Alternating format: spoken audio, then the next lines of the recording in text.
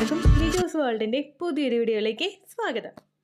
ഇപ്പോൾ ഈ വീഡിയോ കേട്ടുകൊണ്ടിരിക്കുന്ന നിങ്ങളിൽ 99% ആളുകളും ഓവുലേഷൻ കഴിഞ്ഞിട്ട് ചെയ്യുന്ന ഒരു മിസ്റ്റേക്കിനെ പറ്റിയിട്ടാണ് ഇന്നത്തെ വീഡിയോയിൽ സംസാരിക്കുന്നത് കേട്ടോ. ഈ ഒരു മിസ്റ്റേക്ക് നിങ്ങൾ തുടർച്ചയായിട്ട് ചെയ്യുന്നത് കൊണ്ടാണ് ഓവുലേഷൻ വരെയുള്ള ടിപ്സ് ഒക്കെ കൃത്യമായിട്ട് ഫോളോ ചെയ്തിട്ട് നിങ്ങൾക്ക് പ്രഗ്നൻസി സക്സസ്ഫുൾ ആവാത്തത്. അപ്പോൾ ആ കാര്യം എന്തൊക്കെയാണെന്ന് നമുക്ക് നോക്കാം. വീഡിയോ നമുക്ക് സ്റ്റാർട്ട് ചെയ്യാം. ഇതിനോടകം ഒരുപാട് പേര് നമ്മുടെ ചാനൽ ഫോളോ ചെയ്തിട്ട് പ്രഗ്നന്റ് ആയിട്ടുണ്ട്. അവരുടെയൊക്കെ സക്സസ് സ്റ്റോറീസ് കാണാൻ വേണ്ടിയിട്ട് ചാനൽ വിസിറ്റ് ചെയ്തതിന് ശേഷം കമ്മ്യൂണിറ്റി ടാബ് നോക്കാം കേട്ടോ. നിങ്ങളുടേതായിട്ടുള്ള സെയിം ഹെൽത്ത് കണ്ടീഷൻസ് ഉള്ള ആളുകൾ എന്തെല്ലാം ടിപ്സ് ആണ് ഫോളോ ചെയ്തതെന്ന് നിങ്ങൾക്ക് മനസ്സിലാകും. അതിൽ നിങ്ങൾക്ക് യൂസ്ഫുൾ ആണെന്ന് തോന്നുന്ന തരത്തിലുള്ള ടിപ്സ് ഫോളോ ചെയ്യാനായിട്ട് പ്രത്യേകം ശ്രദ്ധിക്കുക കേട്ടോ. ഒരിക്കലും ഒരു ഡോക്ടറുടെ ട്രീറ്റ്മെന്റിന് സബ്സ്റ്റിറ്റ്യൂട്ട് ആയിട്ടുള്ളതല്ല നമ്മുടെ ചാനലിലെ ടിപ്സ്. നേരെ മറിച്ച് ഡോക്ടറുടെ ട്രീറ്റ്മെന്റ് എടുക്കുന്നതോടൊപ്പം ലൈഫ് സ്റ്റൈൽ ഇതുപോലുള്ള ചേഞ്ചസ് കൂടി കൊണ്ടുവരികയാണെങ്കിൽ എളുപ്പത്തിൽ കൺസീവ് ആകാനായിട്ടും നിങ്ങൾക്ക് സാധിക്കും കേട്ടോ. ഡെയിലി നമ്മുടെ ചാനലിൽ ലൈവ് ഉണ്ട്. ലൈവിൽ നിങ്ങൾക്ക് ഡയറക്റ്റ് ആയിട്ട് ഞാനുമായിട്ട് ഇന്ററാക്ട് ചെയ്യാവുന്നതാണ്. ഏതെങ്കിലും കമന്റ്സ് നിങ്ങൾക്ക് ഡൗട്ട്സ് ഉണ്ടെങ്കിൽ ലൈവില് ടൈം ഓൾറെഡി ഞാൻ കമ്മ്യൂണിറ്റി ടാബിൽ മെൻഷൻ ചെയ്തിരിക്കും. ആ സമയത്ത് ലൈവ് കയറി കഴിഞ്ഞ് നമുക്ക് ഡയറക്റ്റ് ആയിട്ട് ഇന്ററാക്ഷൻ നടക്കും കേട്ടോ. അപ്പൊ നമുക്ക് വീഡിയോയിലേക്ക് കടക്കാം. ഓവുലേഷൻ വരെ കൃത്യമായിട്ട് ഓരോ ടിപ്സും ചാനലിലെ ഫോളോ ചെയ്യുന്നവരാണ് ഒട്ടുമിക്ക ആളുകളും തന്നെ. ഓവുലേഷൻ വരെയാണ് നമ്മൾ ഏറ്റവും കൂടുതൽ ഗ്രാമ്പു വെള്ളം ഉപയോഗിക്കുന്നതും എക്സസൈസ് ചെയ്യുന്നതും ഫുഡൊക്കെ ശ്രദ്ധിക്കുന്നതും. പല ആളുകളും ഓവുലേഷന് ശേഷം ചെയ്തു വെക്കുന്ന ഒരു മിസ്റ്റേക്കാണ് ഓവുലേഷന് ശേഷമുള്ള സമയത്തും ടിപ്സ് ഫോളോ ചെയ്യാതിരിക്കുക. നമ്മുടെ ചാനലിലെ ടിപ്സ് മാത്രമല്ല, ഹെൽത്തി ആയിട്ടുള്ള ലൈഫ് സ്റ്റൈൽ ഓവുലേഷൻ കഴിഞ്ഞിട്ട് ഫോളോ ചെയ്യാതിരിക്കുന്നത് പലരും ചെയ്യുന്ന ഒരു മിസ്റ്റേക്കാണ്. ഓവുലേഷൻ നടക്കുന്ന സമയത്തിന് ശേഷം നമുക്ക് ഒരുപാട് ഹോർമോണൽ ആക്ടിവിറ്റീസ് ബോഡിയിൽ ഉണ്ടാവുന്നുണ്ട്. ഓവുലേഷന് ശേഷം ഈസ്ട്രജൻ ഒന്ന് കുറയും, അതിനുശേഷം പ്രൊജസ്ട്രോൺ ഒന്ന് കൂടും, പിന്നെയും ഈസ്ട്രജൻ കൂടും. അങ്ങനെ ഒരുപാട് ആക്ടിവിറ്റീസ് നടന്നിട്ടാണ് ആ ഒരു ഓവുലേഷൻ കഴിഞ്ഞിട്ട് ഇംപ്ലാന്റേഷന് വേണ്ടിയിട്ട് നമ്മുടെ ബോഡി പ്രിപ്പയർ ആയിക്കൊണ്ടിരിക്കുന്നത്. ഈ സമയത്ത് ഒരുപാട് ഹോർമോൺസും അതുപോലെ തന്നെ ഒരുപാട് വിറ്റമിൻസും നമുക്ക് ശരീരത്തിൽ അത്യാവശ്യമായിട്ട് വേണം.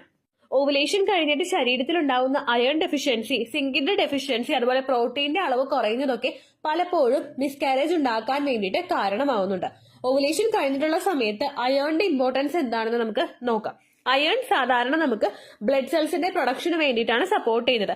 എംബ്രിയോ ഫോർമേഷൻ നടന്നു കഴിഞ്ഞാലും അത് റൈറ്റ് പോർഷൻ, അതിന്റെ ആ ഒരു റൈറ്റ് ആയിട്ടുള്ള ഒരു ക്വാണ്ടിറ്റിയിൽ ആ ഇംപ്ലാന്റ് ആയിട്ടുള്ള എംബ്രിയോയിലോട്ട് ന്യൂട്രിയൻസും അതുപോലെ ഓക്സിജനും ഒക്കെ എത്തിച്ചു കൊടുത്തെങ്കിൽ മാത്രമേ എംബ്രിയോയ്ക്ക് ഗ്രോ ആകാൻ വേണ്ടിയിട്ടുള്ള ഒരു കപ്പാസിറ്റി അവിടെ ഉണ്ടാവുകയുള്ളൂ. അതിന് വേണ്ടിയിട്ട് കുഞ്ഞിലോട്ട് രക്തയോട്ടം കിട്ടുന്നതിന് വേണ്ടിയിട്ട് നമ്മുടെ ശരീരത്തിൽ അയണിന്റെ കണ്ടന്റ് നന്നായിട്ട് ഉണ്ടാകണം. ഓൾറെഡി നമുക്ക് ഓരോ മാസവും പീരീഡ് ആകുമ്പോൾ ബ്ലഡ് ലോസ് ഉണ്ടാവുന്നുണ്ട്. ആ ലോസ് ആകുന്ന ബ്ലഡ് എഗെയിൻ ഒരു പ്രൊഡക്ഷൻ നമ്മുടെ ശരീരത്തിൽ സ്റ്റാർട്ട് ചെയ്ത് കഴിഞ്ഞാൽ മാത്രമേ ഫെർട്ടിലൈസ്ഡ് ആയിട്ടുള്ള എംബ്രിയോനെ നറിഷ് ചെയ്യാൻ പാകത്തിനുള്ള ഒരു കപ്പാസിറ്റി ശരീരത്തിന് ഉണ്ടാവുകയുള്ളൂ. അതുകൊണ്ട് എംബ്രിയോ ഇംപ്ലാന്റേഷൻ നടക്കുന്ന സമയത്ത് ഏറ്റവും കൂടുതൽ അയൺ റിച്ച് ആയിട്ടുള്ള ഫുഡ് ഐറ്റംസ് നമ്മൾ എടുക്കാനായിട്ട് നോക്കുക. പലർക്കും കുഞ്ഞിലോട്ടുള്ള രക്തയോട്ടം കുറയുന്നത് കൊണ്ടാണ് കുഞ്ഞിന്റെ ആ ഒരു ഗ്രോത്ത് നഷ്ടമായി പോകുന്നതും ഹാർട്ട് ബീറ്റ് കിട്ടാത്ത സിറ്റുവേഷൻസ് ഉണ്ടാവുന്നത്. പലപ്പോഴും ബ്ലഡ് പ്രഷറിൽ ഉണ്ടാവുന്ന വേരിയേഷൻസ് കൊണ്ടുമൊക്കെ നമുക്ക് ഇത്തരത്തിലുള്ള സിറ്റുവേഷൻസ് ഉണ്ടാക്കാം. അത് അവോയ്ഡ് ചെയ്യുന്നതിന് വേണ്ടിയിട്ട് കഴിവതും ഓവുലേഷൻ കഴിഞ്ഞിട്ടുള്ള സമയങ്ങളിൽ അയൺ റിച്ച് ആയിട്ടുള്ള ഭക്ഷണങ്ങൾ കഴിക്കാനായിട്ട് ശ്രദ്ധിക്കാം. ഓവുലേഷന്റെ ശേഷമുള്ള ടൈമിന് മാത്രമല്ല, പീരീഡ്സിന്റെ ടൈം മുതൽ അടുത്തൊരു പീരീഡ്സ് എക്സ്പെക്ട് ചെയ്യുന്ന സമയം വരെ അയൺ റിച്ച് ആയിട്ടുള്ള ഫുഡ് ഐറ്റംസ് നമ്മൾ എടുക്കാനായിട്ട് നോക്കുക. അത് എടുക്കാനായിട്ട് പറ്റാത്തവർ അറ്റ്ലീസ്റ്റ് ഡോക്ടറുടെ അടുത്ത് പോയിട്ട് അയണിന്റെ സപ്ലിമെന്റ്സ് എങ്കിലും കണ്ടിന്യൂസ് ആയിട്ട് എടുക്കാനായിട്ട് നോക്കുക. ശരീരത്തിൽ ബ്ലഡ് പ്രൊഡ്യൂസ് ചെയ്യാൻ വേണ്ടിയിട്ട് സഹായിക്കുന്നവയാണ് ബീറ്റ്റൂട്ട്, മാതളം നാരങ്ങ, ഉണക്കമുന്തിരി എന്നിവ. അതിലേതെങ്കിലും ഒന്ന് നിങ്ങളെ കൊണ്ട് പറ്റുന്ന രീതിക്ക് ഓൾട്ടർനേറ്റീവ് ആയിട്ട് എടുക്കാനായിട്ട് നോക്കുക. പലർക്കും ഓവുലേഷൻ കഴിഞ്ഞിട്ട് ഒരു മിഥ്യാധാരണയുണ്ട്, ബീറ്റ്റൂട്ട് കഴിച്ചാലോ മാതള നാരങ്ങ കഴിച്ചാലോ മിസ്കാരേജ് ഉണ്ടാകും എന്നതിനെ പറ്റിയിട്ട്. നമ്മുടെ ശരീരത്തിലെ ബ്ലഡ് സെൽസിന്റെ പ്രൊഡക്ഷൻ കൂട്ടാൻ വേണ്ടിയിട്ട് സഹായിക്കുന്നവയാണ് ഇത് രണ്ടും തന്നെ. എന്തെങ്കിലും ഡൗട്ട്സ് നിങ്ങൾക്കുണ്ടെങ്കിൽ നിങ്ങൾ ഓൾട്ടർനേറ്റീവ് ആയിട്ട് എടുക്കാനായിട്ട് നോക്കുക. ഒരു ദിവസം ബീറ്റ്റൂട്ട് എടുത്തിട്ട് ഒരു 48 മണിക്കൂറിന് ശേഷം എഗെയിൻ റിപ്പീറ്റ് ആയിട്ട് നിങ്ങൾ ആ ഒരു ടിപ്പ് ഫോളോ ചെയ്യുക. അത് രക്തയോട്ടം വർദ്ധിപ്പിക്കാൻ വേണ്ടിയിട്ട് ഒരുപാട് സഹായിക്കും. ഇനി ബീറ്റ്റൂട്ടും മാതള നാരങ്ങയും എടുക്കാൻ ബുദ്ധിമുട്ടുള്ള ആളുകൾ നട്ട്സ് കഴിക്കാനായിട്ട് നോക്കുക. ഉണക്കമുന്തിരി ആണെങ്കിലും ഉണങ്ങിയിട്ടുള്ള അത്തിപ്പഴം നമ്മൾ വെള്ളത്തിലിട്ട് കഴിക്കുന്നതാണെങ്കിലും ബ്ലഡ് സർക്കുലേഷൻ നന്നായിട്ടുണ്ടാകുന്നതിനും ബ്ലഡ് സെൽസിന്റെ പ്രൊഡക്ഷൻ നന്നായിട്ടുണ്ടാകുന്നതിനും സഹായിക്കുന്നുണ്ട് കേട്ടോ. അടുത്തതായി ഓവുലേഷൻ കഴിഞ്ഞിട്ടുള്ള സമയത്ത് നമുക്ക് ഏറ്റവും അത്യാവശ്യമായിട്ട് വേണ്ടുന്ന ഒന്നാണ് ഈ സിങ്ക് എന്ന് പറയുന്നത്. നമ്മുടെ ശരീരത്തിലെ ഹോർമോൺസിന്റെ ലെവൽസ് ബാലൻസ് ചെയ്ത് കൊണ്ടുപോകുന്നതിന് വേണ്ടിയിട്ട് ഒരു ഇമ്പോർട്ടന്റ് ആയിട്ടുള്ള ഒരു പാർട്ട് വഹിക്കുന്ന ഒന്നാണ് ഈ സിങ്ക് എന്ന് പറയുന്നത്.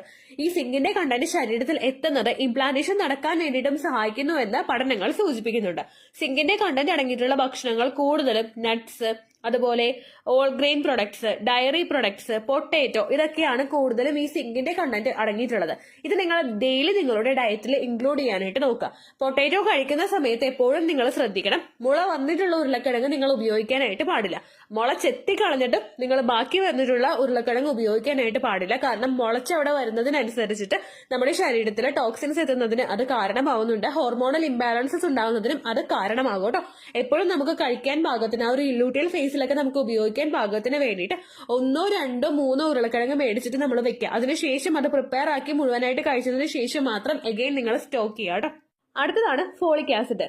ഫോളിക് ആസിഡിന്റെ കണ്ടന്റ്സ് അടങ്ങിയിട്ടുള്ള ഭക്ഷണങ്ങൾ നിങ്ങൾ കഴിക്കാത്തതോ ഫോളിക് ആസിഡിന്റെ സപ്ലിമെന്റ്സ് പ്രോപ്പർ ആയിട്ടുള്ള രീതിക്ക് നിങ്ങൾ ഉപയോഗിക്കാത്തതോ കുഞ്ഞിന്റെ ഫോർമേഷനെ സാരമായിട്ട് ബാധിക്കുന്നുണ്ട്. കുഞ്ഞിന് ന്യൂറൽ ട്യൂബ് ഡിഫക്ട്സ് ഉണ്ടാകുന്നതിന് അത് കാരണമാകുന്നുണ്ട് കേട്ടോ. കുഞ്ഞ് ഗ്രോ ആയി കഴിഞ്ഞാലും അതിന്റെ വികാസം സംഭവിക്കുന്നത് ആദ്യത്തെ ഒരു ട്രൈമസ്റ്ററിലാണ്. അതിന് ആ ഒരു സ്റ്റാർട്ടിംഗ് സ്റ്റേജ് എന്ന് പറയുന്നത്. ആ ബിൽഡ് ചെയ്ത് വരുന്ന സമയത്ത് തന്നെ അതിൽ ഡിഫക്ട്സ് ഉണ്ടായി കഴിഞ്ഞാൽ കുഞ്ഞിന് മുൻപോട്ടേക്ക് അങ്ങോട്ടേക്ക് ഗ്രോ ആകുന്നതിന് വേണ്ടിയിട്ടുള്ള ഒരു കപ്പാസിറ്റി അവിടെ നഷ്ടമായി പോകുന്നു. അതുപോലെ തന്നെ ചിലപ്പോൾ കുഞ്ഞിന് മറ്റുള്ള വൈകല്യങ്ങൾ ഉണ്ടാകാനായിട്ടും ചാൻസസ് ഉണ്ട് കേട്ടോ. അതുകൊണ്ട് ഫോളിക് ആസിഡിന്റെ കണ്ടന്റ് അടങ്ങിയിട്ടുള്ള ഭക്ഷണങ്ങൾ നിങ്ങൾ കൃത്യമായിട്ട് കഴിക്കുക. അല്ലെങ്കിൽ ഫോളിക് ആസിഡിന്റെ മെഡിസിൻ നിങ്ങൾ ഉപയോഗിച്ച് എടുക്കുക കേട്ടോ. ഒരു 500 mg ഒക്കെയാണ് ഇപ്പോൾ ഡോക്ടേഴ്സ് ഏറ്റവും കൂടുതൽ കൊടുക്കുന്നത്. ഒരു ഡോക്ടറെ കണ്ടിട്ടോ ആശാവർക്കറെ കണ്ടിട്ടോ നിങ്ങൾ ഫോളിക് ആസിഡിന്റെ സപ്ലിമെന്റ്സ് എടുക്കുക. ഡയറക്റ്റ് മെഡിക്കൽ സ്റ്റോറിൽ നിന്ന് മേടിച്ച് ഉപയോഗിക്കുന്നതിനേക്കാളും ഏറ്റവും സേഫ് ആണ് നമ്മളൊരു ഡോക്ടറെ കണ്ടിട്ട് ആ ഒരു പ്രിസ്ക്രിപ്ഷൻ മേടിക്കുന്നത്. പിന്നെ നമുക്ക് ആ ഒരു മെഡിസിൻ ഉപയോഗിച്ചിട്ട് 3 മാസം 5 മാസം ഒക്കെ കണ്ടിന്യൂസ് ആയിട്ട് ആ ഒരു പ്രിസ്ക്രിപ്ഷൻ തന്നെ ഫോളോ ചെയ്ത് പോകാവുന്നതാണ് കേട്ടോ. ഇനി മെഡിക്കേഷൻസ് എടുക്കാനായിട്ട് താല്പര്യമില്ലാത്ത ആളുകൾ കണ്ടിന്യൂസ് ആയിട്ട് ഫോളിക് ആസിഡിന്റെ കണ്ടന്റ് അടങ്ങിയിട്ടുള്ള ഭക്ഷണങ്ങൾ കഴിക്കാനായിട്ട് നോക്കുക. അതിന് വേണ്ടിയിട്ട് നമുക്ക് പച്ചക്കറികൾ കഴിക്കുന്നത് നല്ലതാണ്.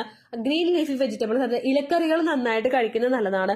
അതുപോലെ മുട്ട കഴിക്കുന്നത് നല്ലതാണ്. സിട്രസ് ഫ്രൂട്ട്സും കഴിക്കുന്നത് നല്ലതാണ് കേട്ടോ. ഈ മുട്ട കഴിക്കുന്ന സമയത്ത് ഒരുപാട് പേർക്ക് സംശയമുണ്ട്, മുട്ടയുടെ ആ മഞ്ഞ എടുക്കാവോ, വെള്ള മാത്രമാണോ കഴിക്കേണ്ടത്, എത്ര മുട്ട കഴിക്കണം, അങ്ങനെയൊക്കെ സംശയം പലർക്കും ഉണ്ട് കേട്ടോ. മുട്ട നിങ്ങൾ ഒരു മുട്ട എടുക്കുന്ന സമയത്ത് അത് ഫുള്ളി ബോയിൽഡ് ആയിട്ടുള്ള ഒരു മുട്ട അങ്ങനെ തന്നെ നിങ്ങൾ കഴിക്കാനായിട്ട് നോക്കുക. മഞ്ഞക്കുരു മാറ്റി വെക്കേണ്ട ആവശ്യമില്ല. കാരണം മഞ്ഞയിൽ ഒരുപാട് ന്യൂട്രീഷൻ അടങ്ങിയിട്ടുണ്ട്. വെള്ളയിനേക്കാളും കൂടുതൽ ചിലപ്പോൾ മഞ്ഞയിൽ അടങ്ങിയിട്ടുണ്ടെന്ന് വേണം പറയാൻ വേണ്ടിയിട്ട്. അതുകൊണ്ട് ഫുൾ ആയിട്ട് ബോയിൽ ചെയ്തിട്ടുള്ള ഒരു മുട്ട ഒരു ദിവസം നിങ്ങൾ കഴിക്കാനായിട്ട് പ്രത്യേകം ശ്രദ്ധിക്കുക കേട്ടോ. അയേണും സിങ്കും ഫോളിക് ആസിഡും കഴിഞ്ഞിട്ട് അടുത്തതായിട്ട് നമുക്ക് വേണ്ട ഒന്നാണ് പ്രോട്ടീൻ എന്ന് പറയുന്നത്.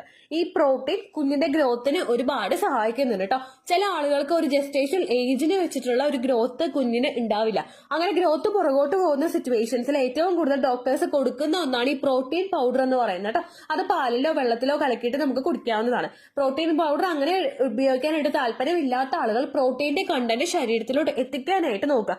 അതിൽ നമുക്ക് ചീസ് കഴിക്കുന്നത് നല്ലതാണ്, മിൽക്ക്, നട്ട്സ്, അതുപോലെ മുളപ്പിച്ചിട്ടുള്ള സ്പ്രൗട്ട്സ്, അതൊക്കെ വേവിച്ചിട്ട്, അതായത് മുളപ്പിച്ചിട്ടുള്ള ഭക്ഷണങ്ങൾ എപ്പോഴും വേവിച്ചിട്ട് കൃത്യസമയത്തിനുള്ളിൽ തന്നെ എടുക്കാനായിട്ട് ശ്രദ്ധിക്കുക കേട്ടോ.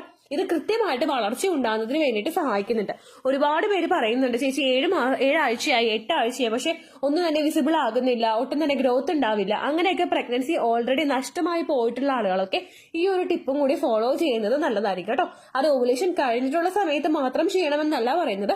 പീരിയഡ്സിന്റെ ആ ഒരു സെക്കൻഡ് ഡേ മുതൽ തന്നെ ഈ ടിപ്സ് ഒക്കെ നിങ്ങൾ ഇൻക്ലൂഡ് ചെയ്യാനായിട്ട് നോക്കുക കേട്ടോ.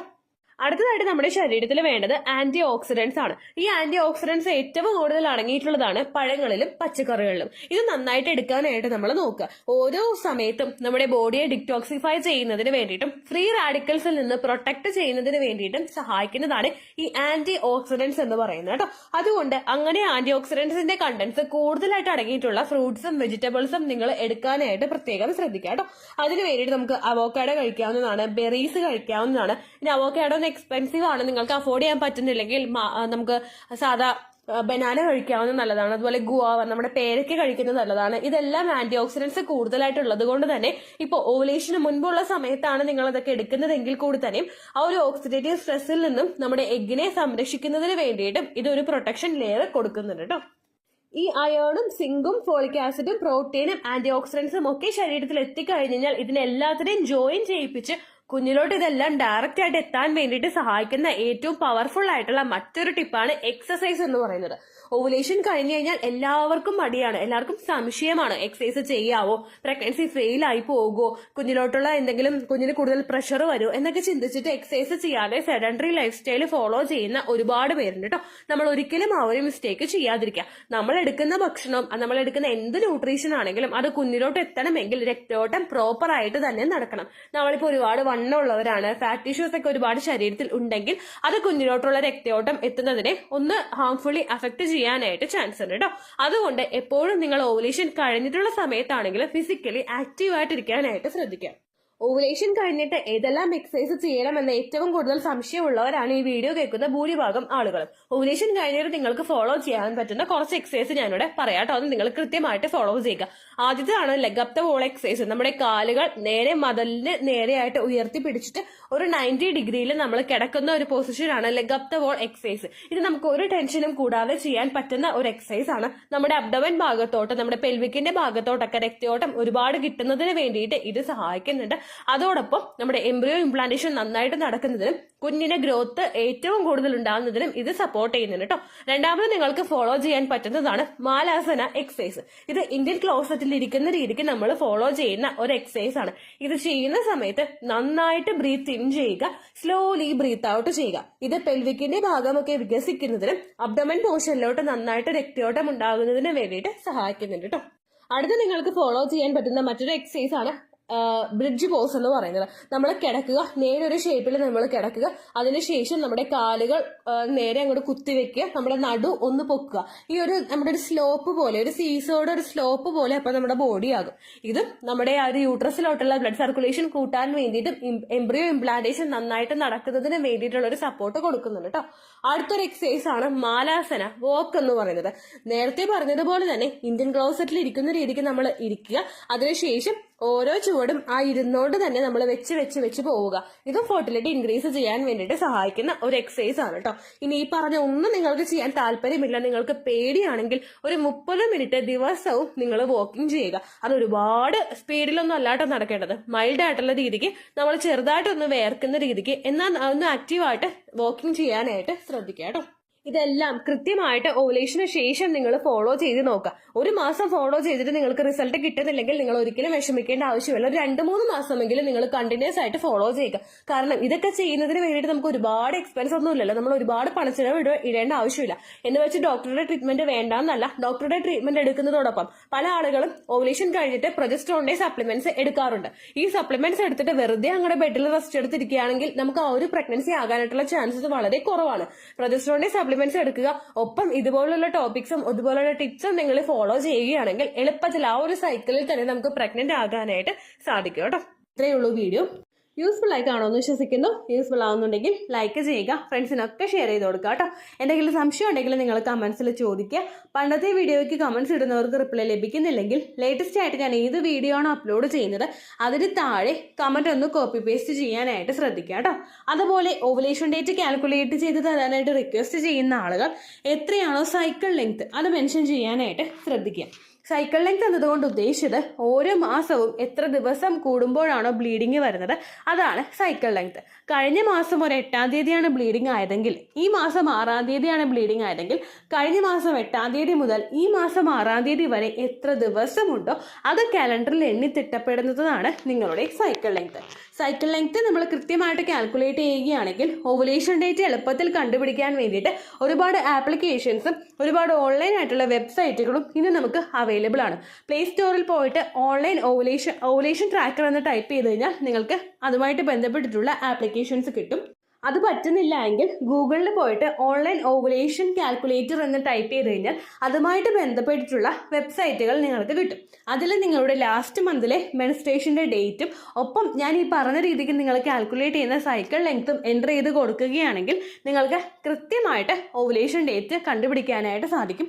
ഫെർട്ടൈൽ ടൈം പീരീഡും നിങ്ങൾക്ക് കിട്ടും. അതായത് എത്ര ദിവസം മുതൽ കോൺടാക്ട് ചെയ്ത് തുടങ്ങിക്കഴിഞ്ഞാൽ നിങ്ങൾ പ്രഗ്നൻ്റ് ആകും എന്നുള്ളൊരു ഡേറ്റും നിങ്ങൾക്ക് പ്രോപ്പറായിട്ട് കിട്ടും കേട്ടോ. ഇത് കാൽക്കുലേറ്റ് കാൽക്കുലേറ്റ് ചെയ്യുന്ന സമയത്ത്, സൈക്കിൾ ലെങ്ത് കാൽക്കുലേറ്റ് ചെയ്യുന്ന സമയത്ത് നിങ്ങളുടെ ആ ഒരു കലണ്ടറിൽ നോക്കി തന്നെ നിങ്ങൾ കാൽക്കുലേറ്റ് ചെയ്യുക. പല മാസങ്ങളിലും 30-31 ദിവസമുണ്ട്, അതുകൊണ്ടാണ് അങ്ങനെ പറഞ്ഞത്.